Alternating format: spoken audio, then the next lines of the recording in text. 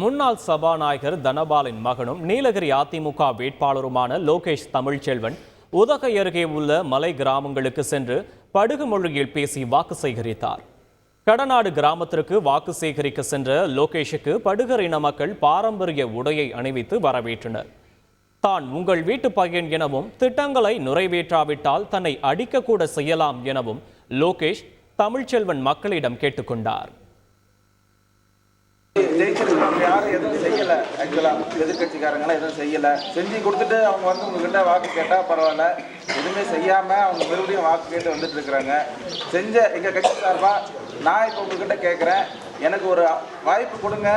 உங்களுக்காக நான் என்றைக்கும் வந்து உங்களுக்காக உழைக்க காத்திருக்கேன். இப்போ உங்களில் ஒருவனாக ஆகிட்டேன், உங்கள் வீட்டு பையன் ஆகிட்டேன், உங்கள் வீட்டு தம்பி ஆகிட்டேன். நீங்கள் என்ன கேட்கணும்னு கேட்குறத என்கிட்ட உரிமையோட கேட்கலாம். செய்யலைன்னா திட்டலாம், அடிக்க கூட செய்யுங்க, நான் வாங்கிக்குவேன். கண்டிப்பாக உங்களுக்கு செய்திகளை உடனுக்குடன் தெரிந்து கொள்ள உடனே சப்ஸ்கிரைப் பண்ணுங்க.